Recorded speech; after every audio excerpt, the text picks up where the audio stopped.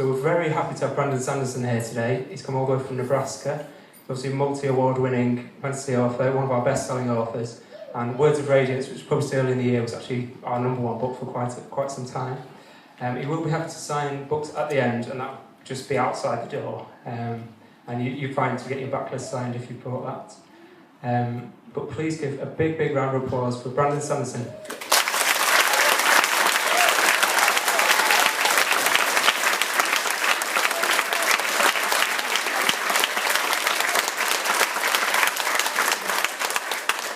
Thank you, guys. I'm glad to be back. It's been since 2011.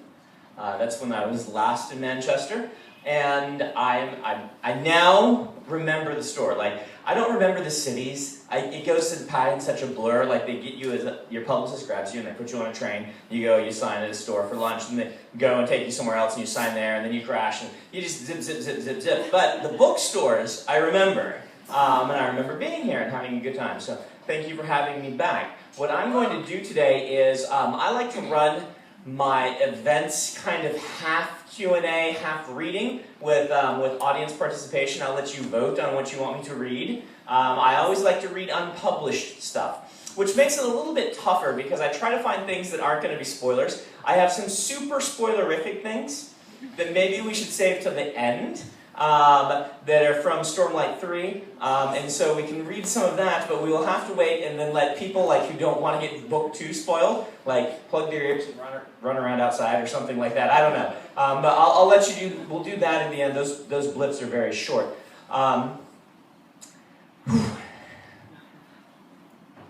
Wow, it has been a wild ride for me. I don't know if you guys understand this. You spend as a writer, you spend your whole time, breaking in, trying so hard to just get anybody to look at your books, right? You spend years writing. I actually wrote 13 novels before I sold one. I sold my 6th while I was finishing my 13th. My 13th was The Way of Kings. My 6th was Elantris. And I spent all of these years trying so hard to get anybody, an editor to even look at my books. And then you actually sell a book. And then you spend so much time trying to get anybody to actually even look at them. I remember many a book signing, which was basically, this thing keeps cutting in and out, doesn't it? I'll try to be careful. Basically me standing in the front of a bookshop, right, with a little table. One of those people that as you enter, you don't want to meet their eyes because you know they're going to try and sell you something. Being like, hey, do you like fantasy novels? And just trying to push them on everybody who walks through the door. I did that for years and years, and to have it kind of almost feel like overnight exploding into something like this, where hundreds of people will come, it's got me a little bit, me a little bit dazed. I'm a little bit dizzy from it all. Part of it obviously is due to the Wheel of Time, part of it is due to whatever strange momentum sometimes happens with books. What I want to read from you, I have your first option, is I can read to you from the sequel to Alloy of Law. It's called Shadows of Self. It's a wax and wane novel set in the Mistborn world. It has minor spoilers for the first one, but the fact that I just told you that it's the characters means that they survived the first book, so that's your spoiler, so sorry.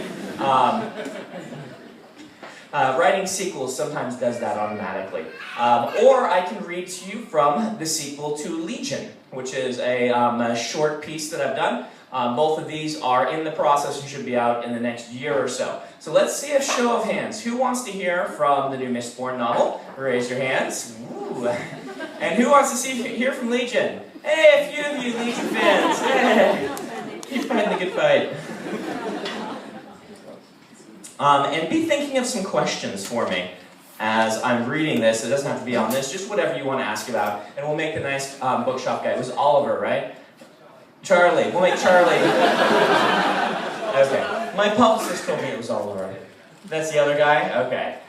So we'll make Charlie run around, but that'll be after the reading, Charlie. So you can, yeah, okay. So, I figure I should write one of these things, the book read, to tell my side. Not the side the historians will tell for me. I doubt they'd get it right. I don't know that I'd like them to anyway. Wax tapped the book with the end of his pencil, then scribbled down a note to himself on a separate page. I thinking of inviting the Boris brothers to the wedding, Steris said, from the couch opposite the one Wax sat upon. He grunted, still reading. I know Sayes doesn't approve of what I've done, the book continued. But what did he expect me to do, knowing what I know? The Boris brothers, Steris continued, they're acquaintances of yours, aren't they? I shot their father, Wax said, not looking up, twice. I couldn't let it die, the book read. It's not right. It's good now, I figure. Sayes is both sides. Are they likely to try to kill you? Steris asked. Boris Jr. swore to drink my blood, Wax said. Boris III, and yes, he's the brother of Boris Jr., don't ask. He swore to, what was it, eat my toes? He's not a clever man. We can use it, the book read. We should, shouldn't we? I'll just put them on the list then, Steris said. Wax sighed, looking up from his book. You're going to invite my mortal enemies to our wedding. We have to invite someone, Steris said. She sat with her blonde hair up in a bun, stacks of papers for the wedding arrangements settled around her like subjects at court. Her blue, flowering dress was fashionable without being the least bit daring, and her prim hat clung to her hair so tightly it might as well have been nailed in place.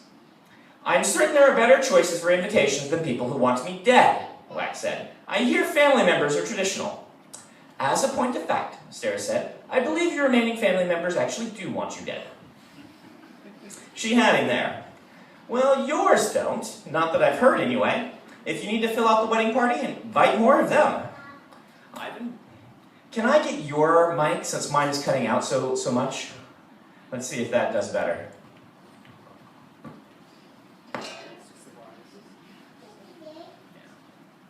All right, we'll try this. Maybe it will. No, it's already doing it. We'll do our best. I've invited all of my family as would be proper, Steris said, and all of my acquaintances that merit the regard. She reached to the side, taking out a sheet of paper. You, however, have given me only 2 names of people to invite, Wayne and a woman named Renette, whom you noted specifically probably wouldn't try to shoot you at your own wedding. Very unlikely, Wax agreed. She hasn't tried to kill me in years, not seriously at least. Steris sighed, setting the sheet to the side. Steris, Wax said, I'm sorry, I didn't mean to be flippant. Renette will be fine. We joke about her, but she's a good friend. She won't ruin the wedding, I promise. Then who will? Excuse me? I have known you for the better part of a year now, Lord Waxillium. I can accept you for who you are, but I am under no illusions. Something will happen at our wedding. A villain will burst in, guns firing, or we'll discover explosives in the altar, or perhaps the priest will try to assassinate you. It will happen. I'm merely trying to prepare for it. You're serious, aren't you? Wax asked, smiling. You're actually thinking of inviting one of my enemies so you can plan for a disruption. I have sorted them by threat level and ease of access, Steris said, shuffling through her papers. Wait, Wax said, rising and walking over. He leaned down next to her, looking over her shoulder at the papers. Each sheet contained a detailed biography. Abe Manton, the Dasher Boys. Rust's Rick Stranger? I'd forgotten about him. Where did you get these? Your exploits are a matter of public record, Steris said. One that is of increasing interest to people. How long did you spend on this? Wax asked, flipping through the pages in the stack. I wanted to be thorough. Besides, this sort of thing helps me think. I wanted to know what you had spent your life doing. Well, that was actually kind of sweet, in a bizarre, Steris sort of way. Invite Douglas Venture, Wax said. He's kind of a friend, but he can't hold his liquor. You can count on him making a disturbance at the after-party. Excellent, Steris said. And the other 37 seats in your section? Invite leaders among the seamstresses and dockworkers of my house, Wax said, and the captains of the constable watches of the various octaves. It will be a nice gesture. Very well, Steris said. If you want me to help more at the wedding planning... No, this is the perfect sort of thing to occupy me, though someday I would like to know what is in that little book you peruse so often. The front door to the mansion burst open down below and booted feet thumped up the steps. A moment later, the door to the study exploded open and Wayne all but tumbled in. Darius, the house butler, stood apologetically just behind. Wiry and of medium height, Wayne had a round, clean-shaven face and, as usual, wore his old rough's clothing, though Steris had pointedly sent him new clothes on at least 3 separate occasions. Wayne, you could try the doorbell sometime, Wax said. Nah, that warns the butler, Wayne said. Which is kind of the point. Beady little buggers, Wayne said, shutting the door on Darius. Can't trust them. Look, Wax, we've got to go. The marksman has made his move. Finally, Wax thought. Let me grab my coat. Wayne nodded, glancing towards Steris. Hello, crazy, he said, nodding to her. Hello, idiot, she said, nodding back. Wax buckled his gun belt over his fine city suit with vest and cravat, then threw on his duster. Let's go, he said, checking his ammo. Wayne pushed his way out the door, barreling down the stairs. Wax paused by Steris' couch. A man must have his hobbies, she said, raising another sheet of paper and inspecting it. I accept yours, Lord Waxillian, but do try to avoid being shot in the face, as we have wedding portraits to sit for this evening. I'll remember that. Keep an eye on my sister out there, Steris said. This is a dangerous chase, Wax replied, hastening to the door. I doubt Marcy will be involved. If you think that, then your powers of investigation are suspect. It's a dangerous chase. She'll find a way to be involved. Wax hesitated by the door. He glanced back at Steris, and she looked up, meeting his eyes. It felt as if there should be something more to their party, a send-off of some sort. Fondness? Steris seemed to sense it too, but neither said anything. Wax tipped his head back, taking a shot of whiskey and metal flakes, then charged through the doorway and threw himself over the balcony railing. He slowed himself with a push on the silver inlays in the marble floor of the entryway, hitting with a thump of boots on stone. Darius opened the front door for him as he leapt out to join Wayne at the coach for the ride too. Wax froze on the steps down to the street. What the hell is that? Motor car, Wayne said from the back seat of the vehicle. And we will stop there.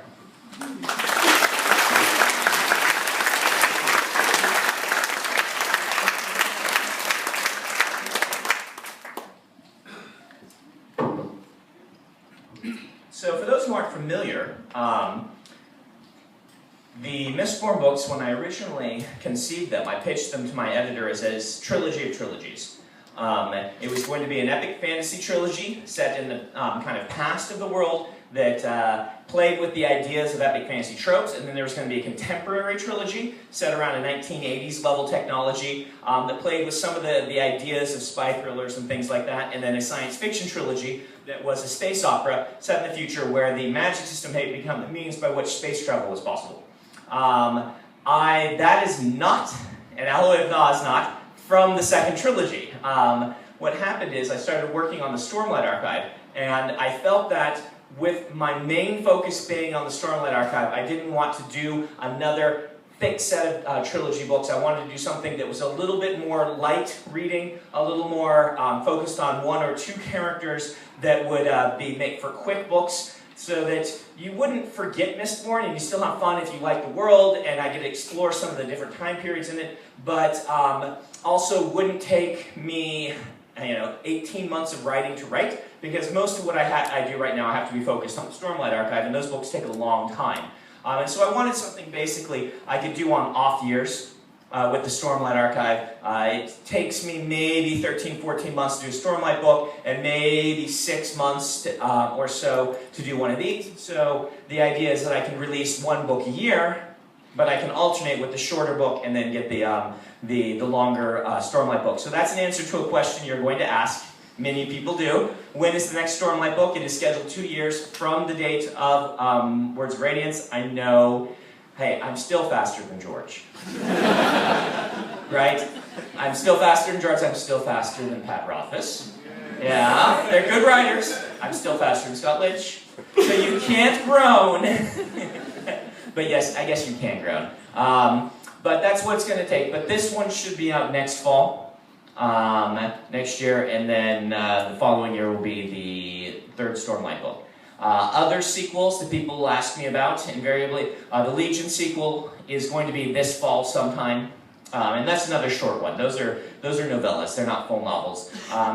And let's see, what else is there in the pipeline? The Reckoners, Steelheart, that will be my January release. I generally try to do one teen book a year, and the Steelheart series, over here it's published as adult, and in the US it's published as teen. It kind of straddles that line. That'll be my teen release for next year, and probably The Arithmetist will be the teen release the year after. So that's kind of where we're looking for these sorts of things. Let's go ahead and do a few questions. So what do you guys want to hear from me? Yeah, you can.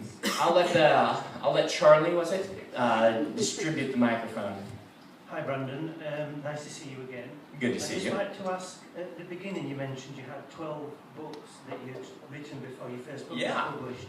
Can you tell us, or are you allowed to tell us how many have actually been published? Yeah, I can actually go down the list for you, because it's somewhat interesting, I think, for people. My very first book was a book called White Sand, and it was basically kind of a Dune ripoff. Your first book is almost always a ripoff, right, of somebody as a new writer, and that doesn't count the one I wrote in high school, which was a super ripoff, like a mega ripoff. It was basically a Tad Williams meets Dragonlance, with full-blown, with elves and things. It was totally. But White Sand's the first one I finished, and I actually then wrote a science fiction book called Star's End, and then I wrote the second half of White Sand, because I just had stopped and been like, this is long enough for a novel. And then I wrote the rest of it, and so called that book 2. It's the only sequel in there I wrote. And then I wrote a comedy, which a lot of the pieces of that comedy became Alcatraz versus Evil Librarians many years later. And so that one's kind of half been published. White Sand and Star's End are not any good. They have not been published. Then I wrote something called The Sixth Incarnation of Pandora, which was really weird and sci-fi and stuff, and that one hasn't been published. That was really bad too. And then book number 6 was Elantris, which was pretty good. Book number 7 was Dragonsteel, which became my honors thesis as an undergraduate. And half of that book ended up in the contemporary Way of Kings. The Bridge 4 sequence was all from Dragonsteel. And I ripped that out when I redid Way of Kings and put it in. After that was a rewrite of White Sand, with my better writing nowadays. And that one's, we're turning into a graphic novel. That one's good enough to read. The biggest problem it had is it's a little too bloated. The story, you know, it's like 300,000 words with 150,000 words of story. And so we're going to condense it. We're condensing it. I'm working on it right now, and we're turning it into a graphic novel. So you will eventually see that one. The next one was called Aether of Night. That one didn't get published. It's 2 decent books, but that don't work well together. Like, one half is a kind of Shakespearean farce about a guy who takes his brother's place on the throne. You know, they're twins, mistaken identity, yada yada. And the other half is this like dark, brutal war book with an invasion going on. And the 2 halves never really translate well. People read this book and be like, oh, that chapter was hilarious and fun, and oh my goodness, oh! And then, yeah. So, maybe I'll someday do something with that. After that, I wrote a book called Mythwalker, which became Warbreaker. I ripped out the good parts of that and rewrote them as Warbreaker later on. Then I wrote a book called Final Empire, which is not Mistborn, the Final Empire, because then I wrote a book called Mistborn. And then neither of those books were working very well, and I wrote a book called The Way of Kings. And then I sold Elantris, and I said, oh, I want to take these 2 books that weren't working very well, and I think if I combine them, because Mistborn had a cool magic system, and the Final Empire had this whole thing about the hero who failed and the Dark Lord took over, and mixing these 2 ideas turned into a great book, and that became Mistborn, the Final Empire. And basically everything from then on, I've written, I've published. Warbreaker came next, which is a rewrite of Mythwalker. Way of Kings, the one you hold, is a complete rebuild. I started from scratch and added the Bridge 4 sequence from Dragonsteel and some of these things. So yeah, from then on, you see them. So the only good one in there that wasn't published is White Sand, I think. And I think it's going to make a really nice graphic novel because the story is really solid, the characters are really solid. I wasn't good enough a writer to know how to condense where I needed to. All right, question over here. You're gonna have to. You get to choose. You're gonna choose. I'm not gonna choose. Then you can't get mad at me for not picking you. You can get mad at not Oliver. Hi, Brandon. Hi. My question was about sort of like your writing process a little bit, and obviously, I wanted to know that when you're writing, do you become emotionally attached to the characters that you're writing about? So therefore, does it become hard to sort of distinguish between what you think the character should be doing and what you've actually sort of got penned out for them? And that sort of translates into, I wanted to know how that affected then your Wheel of Time writing, because you took over characters that weren't essentially, you didn't create them, but you took over their story arcs, and did you become attached to any of those? What an excellent question. I do grow attached to all of my characters. However, character is the weird one for me. Character is very hard for me to define how I do it. With my plots, I can talk about outlining a plot and these sorts of things. And with my world building, I've written lots of essays on world building and on building magic systems and things like this. But with character, I really sit down with this plot, this world, together, and I start writing somebody in a role. And I write a chapter, and I see how they feel. And it's almost like casting someone in the role. And if that doesn't work, I then get rid of that. I get rid of that, and I write a new chapter, using a different character's personality, but one who feels very much the same in some ways. Like, for instance, Mistborn. I did this quite famously. Vin, I started with a guy, and tried Vin as a guy. And then I tried Vin as a woman, but a different, like, very different from the person that you read, who was very confident and, you know, more artful dodger type person. And then I tried the Vin that ended up in the book. And I can't really explain to you why I knew those first two were wrong. They just were. And so I ditched them and tried again. And I do that until I hit the right character, and then I let them start growing and developing as I write the book. And if the person they turn into is not the person that would do the things that are in my outline, I either have to just change my outline, which I will sit down and do, or I will say, this character is awesome, but they don't belong in this role. I will write a book about them later and find a place for them. And that's kind of, usually I rewrite the outline. Once in a while I pull the character out and put someone else in that place. And this is just, if a book is going wrong for me, it's almost always because one of the characters, something's wrong with them. And I wish I could explain it better. It's actually really thrilling for me when a character is alive and working well enough that I know they wouldn't do what's in the outline. That's not a sad moment, that's a, aha, I've got something good here. This character is working. They are strong enough on the page that they can buck, you know, these constraints that were placed upon them. Because an outline, while it's a great tool, the danger is that the outline constricts your story and doesn't allow it to actually feel alive. This is when you get these wooden characters that just kind of cardboard cut out through a book. That's when often the outline just takes too much, takes over too much for the characters. And so it's exciting, but it can be very frustrating when it's not working. It did happen with the Wheel of Time, but in a different way. The Wheel of Time characters were like my high school friends growing up.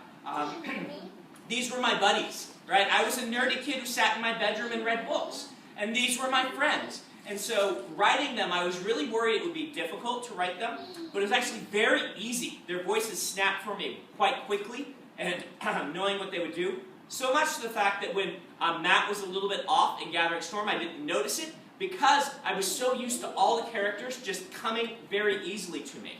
And so, yes, I fell very much in love with writing them and these sorts of things, but it was because of my past familiarity with them that allowed me to do that. Can everybody hear? Is this good? Yep. Right. Do you like this better than the microphone? Yep. Okay, I'll do this. Okay. Now you can use the microphone still. It's okay. Microphone. Hi, you're right. Just wondering, you've got in your books a lot of mention of gods and spirits. I was just wondering what your opinion on religion is. Excellent question. Excellent question. And sure, the microphone works for you. So I'm religious. I'm Mormon. Yes, I am. And so I've grown up religious. I'm a religious person, and I'm fascinated by religion in all its different aspects. One of the things I love about being a writer is the ability that you have to jump into the heads of various different people who are very different from yourself and kind of explore. Like that, when that character coming to life thing is really a fun aspect. And I feel that since I am fascinated by religion, my passion, and you guys, if you are writers yourself, will know this, whatever you're passionate about translates usually to good fiction, as long as you're willing to approach it from all directions. Where fiction goes wrong is where you allow your perspective to color everything too much, and you end up with a story that everybody thinks the same. However, if you can allow something you're really interested in to have like 5 or 6 different characters on different sides of an argument, because there's not 2 sides, right? There's like as many sides as there are people in the world on these sorts of issues. If you can show a lot of those different sides and show the way that they kind of, the rough edges bump into each other, then what you're going to be doing is you're going to really start exploring what it means to be human, and what it means to have faith, or whatever it is you're fascinated by. And I find that this is where fiction can get really good. I love reading fiction. I love science fiction and fantasy. I think sometimes I do love like the escapist aspect of it, getting out of the world and going someplace and being imaginative. But I think sometimes because we have this escapism, which is a lot of fun, there are a lot of fun aspects of this, we miss out on kind of the importance of what fiction does. And I think what fiction does is it allows you to see through the eyes of someone very different for yourself and experience their life and their role. And kind of when you get done with fiction, a good piece of fiction, I feel like it's harder to hate other people because you've lived in someone else's shoes for a while. And maybe that's a very lofty sort of opinion that I have of whatever my job is, where really what it is telling stories about magic knights who hit each other with swords. But, you know, that's kind of the soul of what I think is very noble about fiction. I think it was there in Tolkien. I think, you know, you get done reading Tolkien and you're like, wow, I can see how these different races in this world, and these, you know, the hobbits and the kings and the dwarves and the elves, and I can see how they all see the world differently. And I think that does something to us. It does something wonderful. One of my favorite books of all time is Dragonsbane by Barbara Hamlin. This is the book that got me into reading. I was a 14-year-old boy who was not a reader, and I had a teacher hand me this book. And this book should not have worked, right, guys? This is about a middle-aged woman who is trying to choose between her career and her family. It's basically what the book is, because she's been told she'd be the greatest magic user ever by her teacher if she would just focus. But the reason she can't focus is she has these 2 crazy little boys who distract her, and she has, you know, a husband and things like this. And I read this book, and it's fun. It's about the last living dragon slayer, having to go slay a dragon, except he does it with, like, you know, crossbows and, like, a bastilla and stuff, rather than the noble right up with a sword, because who does that? That's stupid. And it's great, and it's from her perspective, and I get done with this, and I'm like, this was amazing. I love this book. Why did I love this book so much? At the same time, my mother had graduated first in her class in accounting in a year where she was the only woman in the accounting program, and had been offered a really prestigious scholarship to go on with her education. And instead, she had me. She felt it was important to stay home with me while I was young, and so she took me, she took care of me, and as a teenage boy, knowing this, I'm like, of course she did, I'm awesome, right?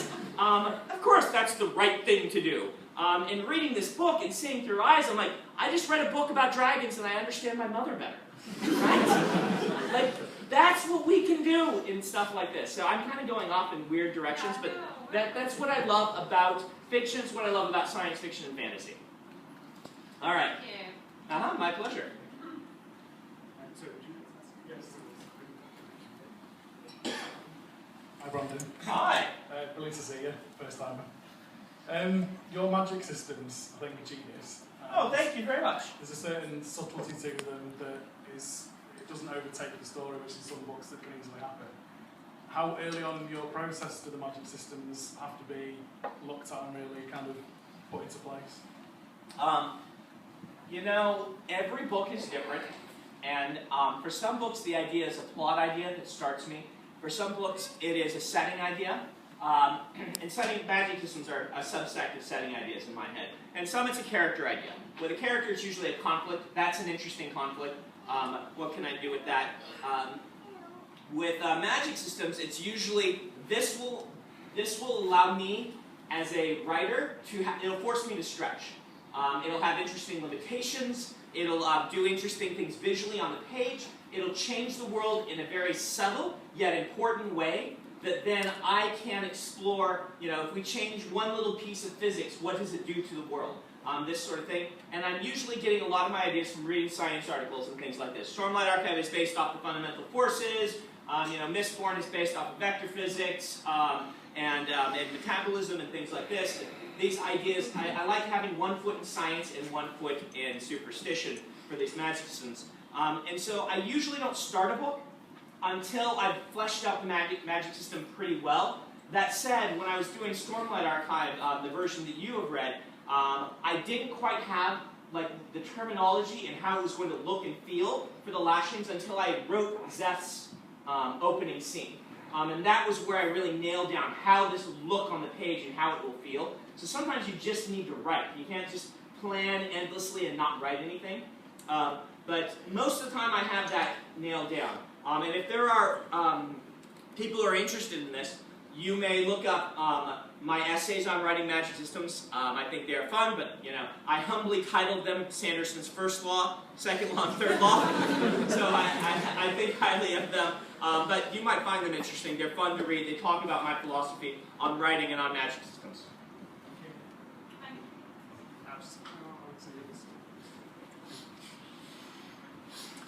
Ooh, the other side in the back. Wow, he's watching out for you. Thank you.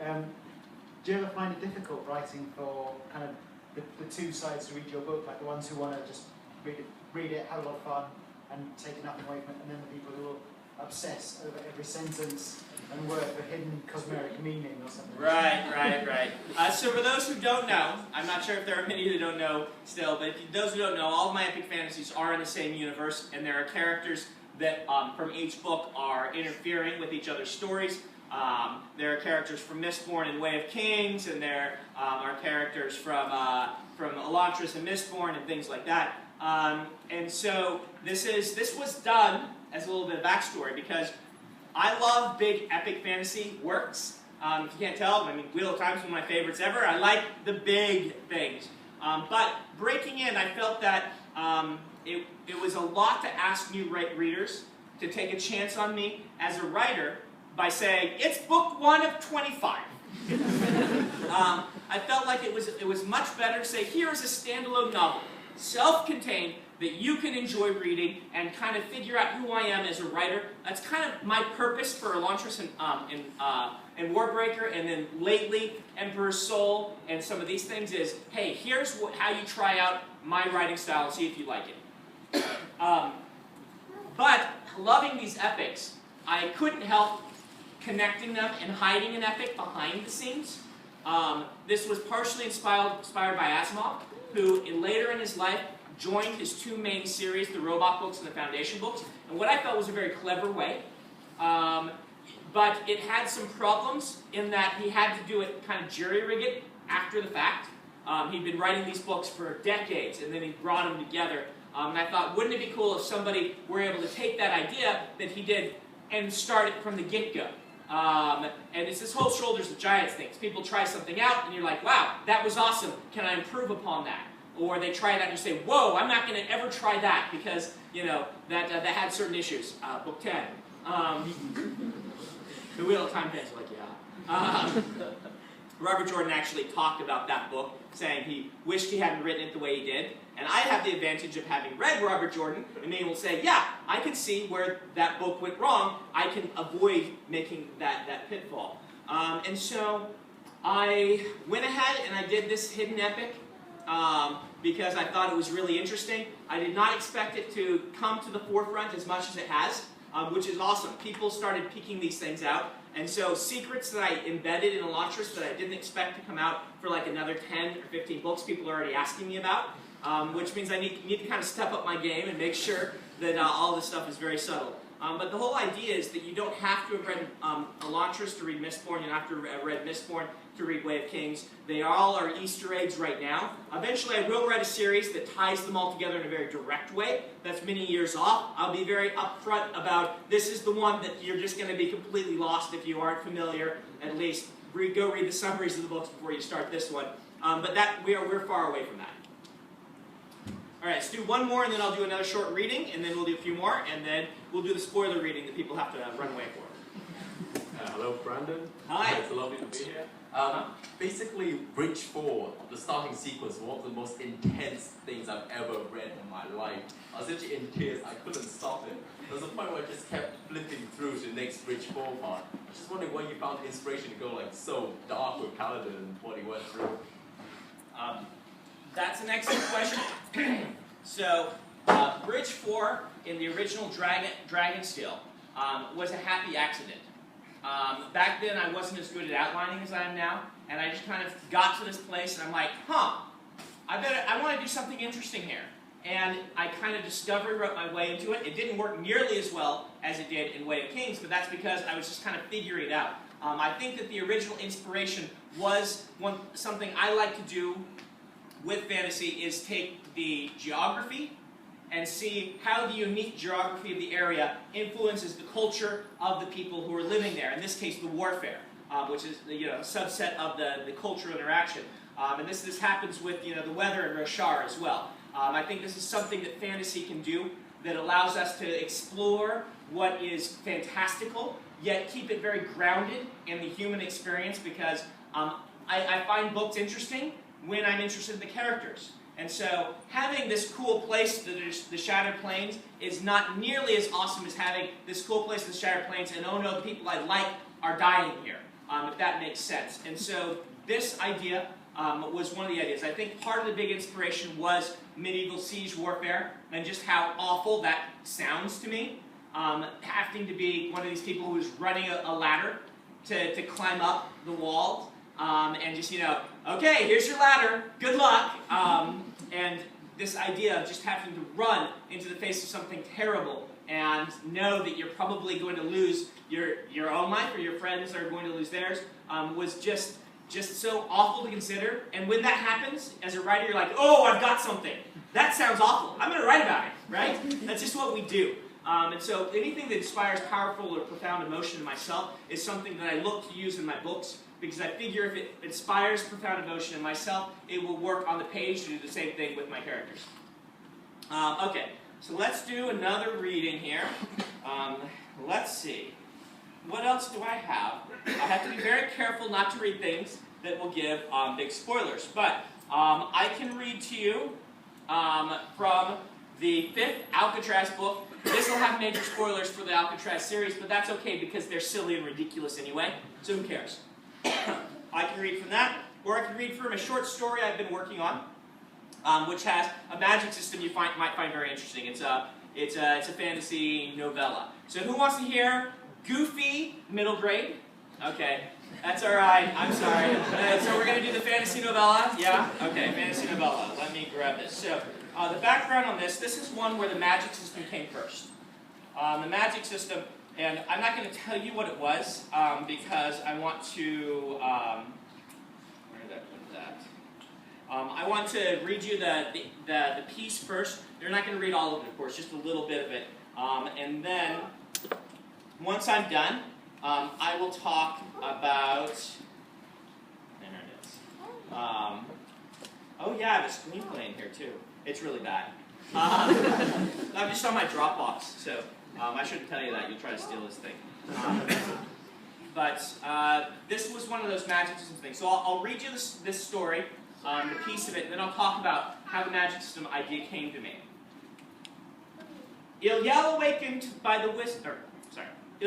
awakened by the whispering of the dead child who followed him. The girl's words were often gibberish, though usually he could make out a few of them. Tonight, he didn't even understand a single one, which made the whispering even more eerie. Iliel sat up in his cot, realizing that he'd fallen asleep in his uniform again, and he looked across the darkened room, seeking out the child. There, she hid in the shadows by the wooden bin that held his canes. Small, maybe 4 years old, she had long, straight blonde hair that hung down by her face, ears peeking out like rocks in the sand. She met his eyes.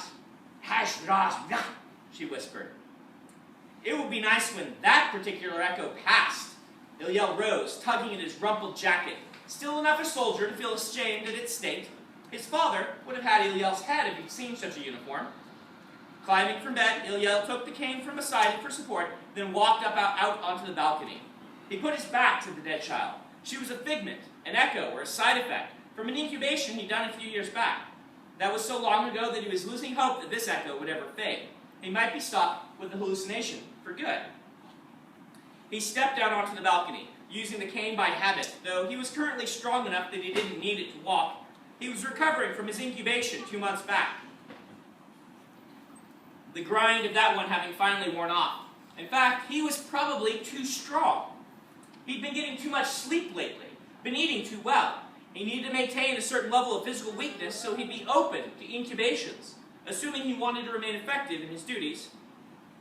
And he did want to remain effective, for his own reasons, if not for the Corps themselves. Outside on the balcony, the sky burned. It smoldered high above, deep red lines, the color of a serpent's tongue, glowing like rips in the air. The magma cast a warm red light across the city of Sui-Mokt. As always, the air smelled faintly of smoke, though he only noticed it when he was first stepping out of the building into the open air. He knew, logically, that the burning place he saw above was actually the ground. He knew that Sui-Mokt flew in the air, a city reversed, one of the few bastions of life left in the burning land. Ilyel was the one who was upside down, as were all of the city's inhabitants. It didn't feel that way to him. He'd lived here too long.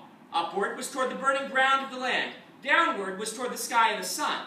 Things he never saw except on the rare occasion when he was called upon to visit the farms and orchards on the city's sunward side. Ilyel stood for a time, holding to the cast iron railing, staring up at the swaths of burning ground high above, molten rivers, a land destroyed. A warning flag raised to them all, omnipresent, undeniable. The city itself slept beneath that scarlet glare, bathed in red. His the girl whispered from behind. She crawled out onto the balcony and now crouched there, looking up at the air. Ilyel glanced at her. Kareen's gaze, you're a creepy one, he whispered. What must I do to be rid of you? His He tapped his finger on the railing, then strode back into his quarters, splashed some water on his face, and checked the sword blade of his walking cane. Seconds later, he was out the door. The offices of the Corps didn't look like a police station should. A police station was supposed to be a box-like thing, stable and functional, designed to indicate to all who visited that this was not a place where nonsense was permitted. Those ornamented columns etched with the silver serpents of Mokdi lore, those golden doors, those soldiers with ridiculous feathered helms, those were not the symbols of efficient law-keeping. In Ilyel's opinion, they were quite the opposite. He walked up the steps and approached the guards, who were at least armed with functional halberds and 2 flintlock pistols at the belts. They saluted him by lifting fists to their sides. As an incubator, he outranked everyone in this building except the ones who actually mattered. Ilyel felt a moment of lightheadedness at the top of the steps and was forced to pause there, gripping the railing and leaning on his cane. So he wasn't completely well. Good. Neither guard stepped to help him. Weakness was expected of incubators, one of the marks of their station, and being near them at the wrong time could be dangerous. One needed only look upward at the burning land to be reminded of just how dangerous. When his head cleared, he continued up the steps, cane clicking, and passed the men without returning their salute. He stopped just inside the building, however, coming alert. Motion. Lesser watchmen calling to one another in the large room, aides carrying stacks of paper. Red eyes and yawns accompanied both groups. Many of these people had been called up unexpectedly, despite the very early hour. Ilyel? A woman rushed up to him through the bustle. Kua wore the yellow and blue uniform of an incubator, like his own, but better fitting and far better kept. You look like Ash, man, she said. Aren't you still on grind leave? Ilyel looked back at the hall, reading the motion of the bodies. Nobody was going into the weapons locker, though riot gear had been set out to the side. Large metal shields and larger swords cordoned in rubber from the trees that grew on the sunward side. The people here were getting ready for something, but they didn't know what yet. A prophecy, he guessed. I still can't believe they called you up, Kua said. You deserve some relaxation after... I will visit Patsipa, Ilyel interrupted, striding through the room, leaving Kua behind. He tried not to let himself get carried away in the chaos. The event he'd been waiting for would come eventually, but this might not be it. Patsipa made prophecies with some frequency. That was why the Corps maintained her, and was why she carried her terrible burden. It was difficult not to feel tense, however, in the room's frenzy. Nearby, a scribe turned and accidentally knocked over an hourglass, smashing to the floor, spraying sand across it. He spared the sand a glance. It always drew his attention, but otherwise ignored it, focusing on a set of doors at the back of the room. This must have been an alarming prophecy indeed to cause such a fuss. The guards here at these doors were even more flowery, with feathers on their shields after an old-fashioned style almost nobody used any longer. The Mokdi people were now as modern a one as Ilyel had ever known. His own brownish-tan skin and dark hair blended in here well enough that he could have passed for Mokdi himself, assuming he didn't open his mouth, which he was never good at doing. These guards let him pass too, and no scribes or watchmen beset the hallway beyond. Only incubators were allowed in here. Unfortunately, while they presented a more solemn group, it was no less unruly in its own right. Some 24 of them clumped together at the other end of the darkened hallway like a clot of hair in a drain. Ilyel strode forward, passing doors on either side set with glass. The small, well-lit rooms beyond weren't exactly cells, just like their occupants weren't exactly prisoners. They just couldn't leave. With the hallway dark and the rooms lit, each door's window glowed like they looked into other worlds inhabited by the sick. It was hard to think of it that way anymore after so long in this land. The people in those rooms weren't simply ill, they were lay incubators. Their job was to live in those little rooms, bearing their afflictions until they started to recover, whereupon another individual would be brought in to catch their malady and take their place, ensuring that the incubation itself didn't vanish. It was good money, assuming you didn't mind the discomfort, which could range from the sniffles to deadly fevers, depending on the incubation you agreed to receive. And of course, there were other benefits. In one room he passed, the occupant, a young man, hovered in the air reading a book. In another, an elderly woman tapped on a cup, idly changing the color of the liquid inside with each tap. In Sui mocked, indeed upon this entire land, every disease also granted a special capacity. That ability lasted as long as the ailment did. Many of these blessings were minor, while others were grand. Some few were very, very dangerous. Hence the existence of the incubators and of the core itself. That's it.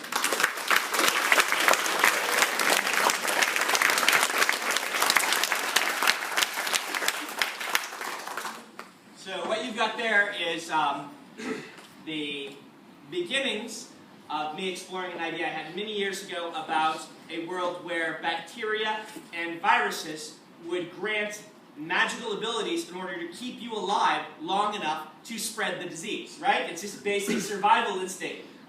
If they were somehow able to grant this, so you catch the common cold and you can fly. Until you get over it, then you can't anymore. And I thought, wow, you would need like some super CDC soldiers, right? Center for Disease Control, to keep this from getting out of control. And so this is kind of a cross between counterterrorism and the CDC, in a fantasy world where when you catch a disease, you gain a magic power. Pretty weird. Let's do like 2 or 3 more questions, and then we'll do the final reading, and then we will actually sign your books. And by we, I mean I. Hi. Hi. I have a couple of things I wanted to ask. Okay. The quick one. Okay, quick. How do you pronounce Rock's name?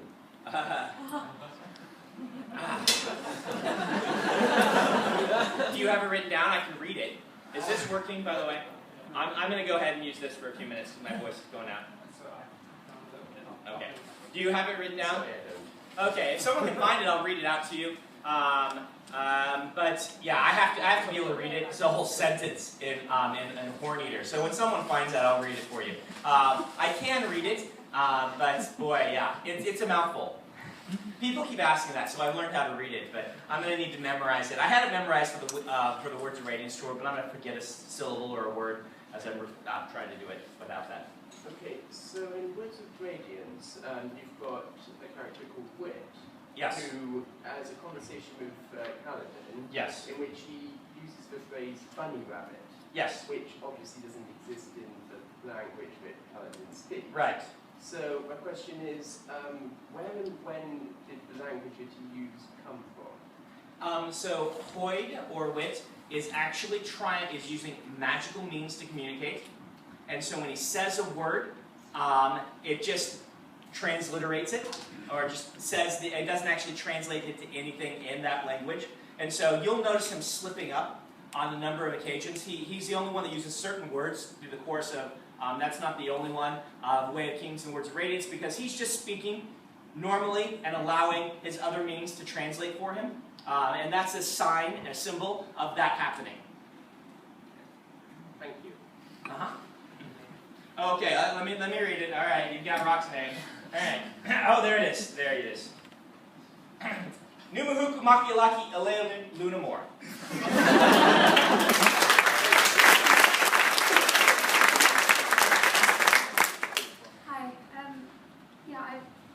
Miss Ball first out your book, so I just put it down and thought, oh my god, wow. Thank you. But I just wanted to ask, where do you get your people from? Do you take inspiration from real people in real life? Yes, I do. Sometimes not. As I said, usually the seed that starts a character for me as I grow them is the conflict. For Kaladin, it's the conflict between being trained as a surgeon and finding out you're really good at killing people. And how do you deal with that? For someone, it can be very simple. For Serene, it was I had a friend who's a woman who's 6'2" or whatever she is. How tall is Annie? She's tall.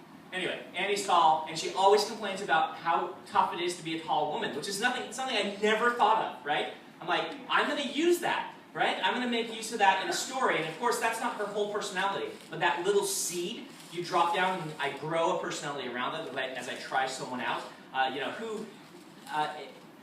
It's kind of that person I knew, a piece of her turned into a character. For other things, it's just trying until something works, like I explained before. It's, what has their life done to them? Often it's what are they passionate about? What do they want? Why can't they have what they want? And those sorts of things that lead me into creating a character. Hi, I have 2 questions.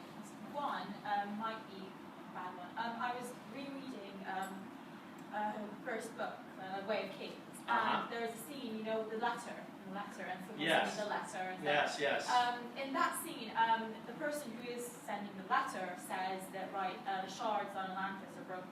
Yes. They're like shattered, Mm-hmm. and they can't be used again.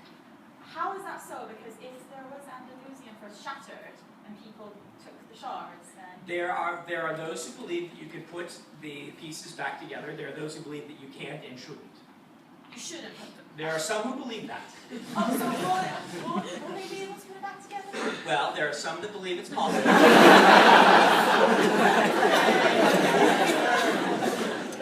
Congratulations, you get a Raffo card!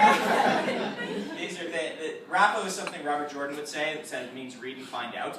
And I felt so bad just saying Raffo that I printed off a little card so you at least get something. That means, I'm sorry I can't answer your question, but I'm really not that sorry, otherwise I would answer it. Okay, another question. Alright. In the Wars of Radiance and Way of Kings, there are characters from different books. Yes. And some of these books have sequels, like the people from Elantris. Right. So when are the sequels coming out? Are they going to come out before the big book? Or is It's going to be a little while before we do them. The sequels, I want to do them. Part of the thing that's holding me back on Elantris and Warbreaker in specific is that I like having them as standalones right now, because so much of the rest of my work is so involved that I want to have these introductory books. And so eventually I probably will do them, but it's going to take me a little while. I want to, number one, get further in the Stormlight Archive. I feel that we had too much of a delay. Book 1 and Book 2, there was a 4-year delay, which is that's like George R. Martin level delay, which is and granted, I did 2 Wheel of Time books in between, so I should be cut some slack there, but that's too long, and I feel like once I can consistently be doing them every 18 months to 2 years, then I can stop and say, okay, do I have time to write an Elantris sequel or a Warbreaker sequel? Can I ask one more question? Sure. You've got the microphone. I'm not going to give it back. There's a character, again, that you talked about in other signs, that's more, that character has more information than Hoyd about Cosmere. How does she have more information? Well, she is a very detail-oriented person and takes the time to research very deeply into things, where Hoyd will often research as much as he needs to know in order to sound really smart and to get what he wants. And so it's a matter of depth, if that makes sense. Have we seen her? I don't know if you've seen her or not. I'm sure I slipped her in somewhere, but I'm not sure. So, I'm not sure, I'm sure I'm not sure. I think I may have, but I can't guarantee it. How about that? Hi. Hi. My question seems a bit crap compared to these other ones, but it's just that I was trying to write a book. It's totally a rip-off, now that you mentioned it. But one of the things that I was finding difficult was coming up with names for the characters. And seeing as your names are not even just random bunches of letters, there are actually, a lot of them have meanings behind them. So I was wondering how you managed to do that. No, that's a very good question. And number one, you should keep writing, even if you feel what you're writing is a rip-off. It's better to finish that first book and be acknowledging your influences because you want to be practicing. And sometimes it's very useful to kind of lean on something else while you do it. In fact, this is how the great masters did artwork. You can find, I don't know if you guys know this, but various different versions of the Mona Lisa. We saw one in Spain, my wife and I, that was done by Da Vinci's student while Da Vinci was painting the Mona Lisa. He said, here's what I painted, now you do it too. And that was a means by which the great masters would train their students. And so leaning on someone else is just fine, just you can't publish it like that, but it can teach you a whole bunch. So don't feel bad about that. Names, I use two general methods, and this is not going to give it the justice that it deserves, but I can give you the 5-minute version.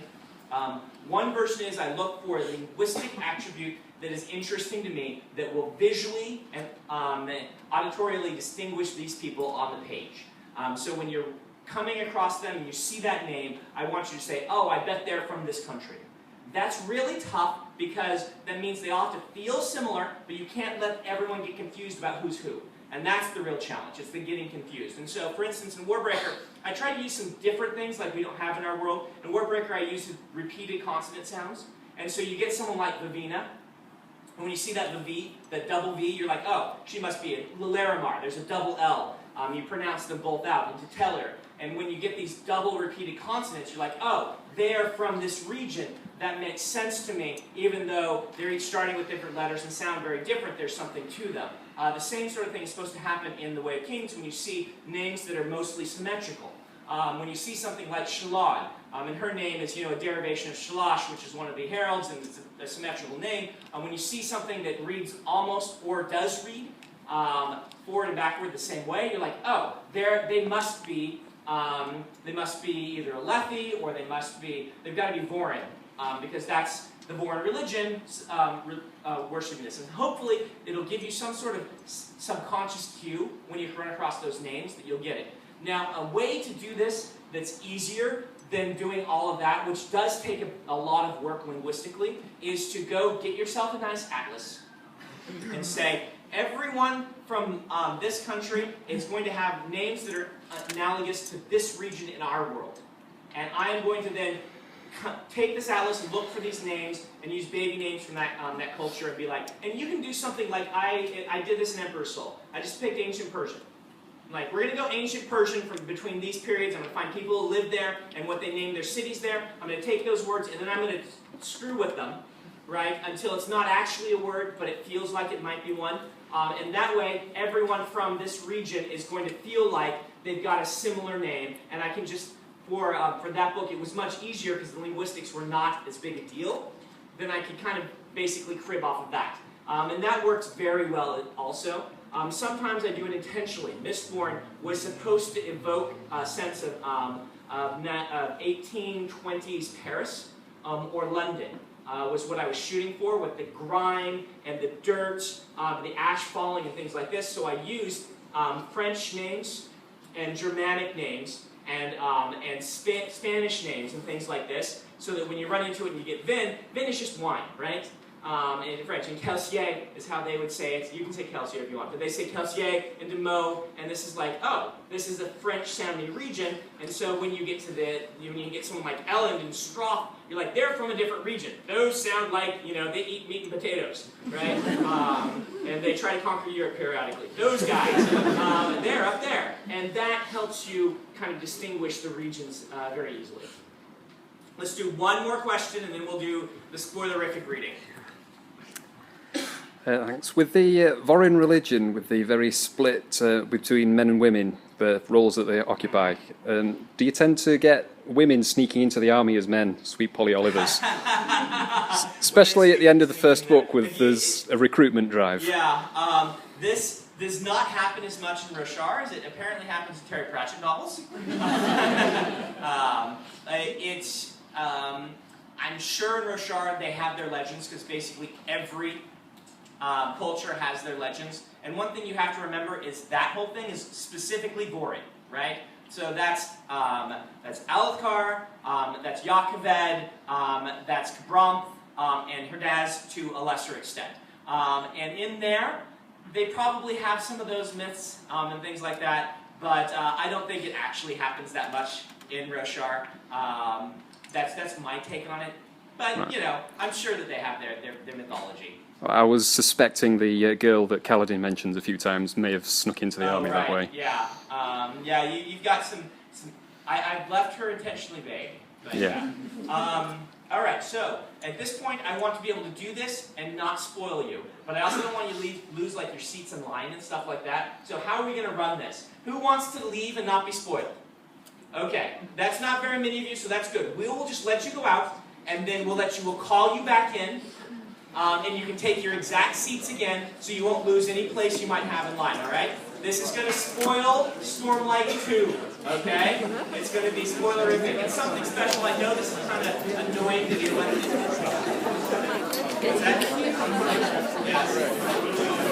Okay. Maybe it won't be out there. You guys got to come. I'm sorry to do this to you. I mean, put books on there. The other people will really love it, so that's why I'm doing it. Grab them and run.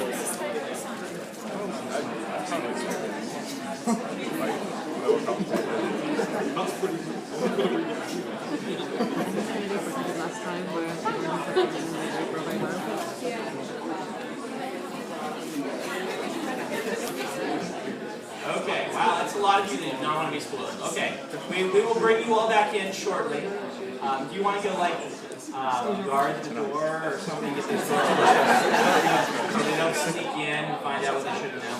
And then we'll let you call them back in to take their safe seats, and then I'll hand it over to you. So let's close that door. Oh, yes, we have some Waterstones. Thank you, Waterstone. Are you Oliver? You're Oliver. Okay. Hey, we were just talking about you. All right, now you guys got to vote.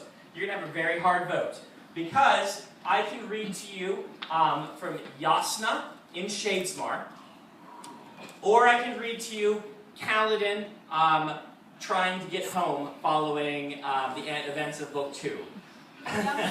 So, raise your hand if you want to read Yasna in Shadesmar.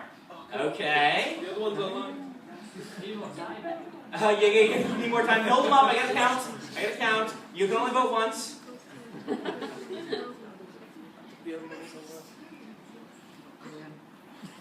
Okay, alright. Who wants to read Kaladin? I think Yasna has it by just a few hands. We will read Yasna. We don't have time for both. I'm already over time. I mean, they will eventually be in the books, so. This Yasna sequence I might release in between books as just a short little thing like we're doing with Mitosis and we did with Emperor's Soul, just to kind of tide people over. It's something that I felt I needed to write so that I would, so that I knew what Yasna was doing, because it's going to be, these sorts of events are important to character development and things like this, but it didn't belong in Book 2 for obvious reasons. There had to be that question. So I have this, and it's not 100% complete. In fact, this is a pretty rough draft, but I feel like I can't write Book 3 until I know exactly what Yasna went through. So we're just going to read this for a few minutes. Yasna Kholin opened her eyes and gasped, fingers rigid, clawing at the obsidian ground, a knife in her chest. She could feel it grinding on the bones as it slipped between two ribs, glancing off the sternum. She thrashed, rolling, then fought to her knees. She raked her fingers across the ground, trembling, heaving breaths in and out. Yasna, moving, even breathing, was perversely difficult, not because of pain or incapacity, but because of an overwhelming sense of tension. It made her shake, made her want to run and fight, do anything she could to not die. She shouted, stumbling to her feet and spun around, hand on her chest. Wet blood, her blood, a dress cut with a single knife hole. Storms. Yasna, a figure all in black, a landscape of obsidian. A landscape of obsidian ground reflecting a bizarre sky and a sun that did not change locations. She darted her head from side to side, taking in everything, but registering very little of it. Storm, she could sense that knife again, sliding into her flesh. She felt that same helplessness, that same panic that accompanied the knife like a parasite. She remembered the darkness consuming her, her hearing fading, the end approaching. She closed her eyes and shivered, trying to banish those memories. Yet the effort of trying to do so only seemed to solidify them. Dying. She would remember dying for as long as it took the darkness to claim her again. You did well, Ivory said. Well, Yasna.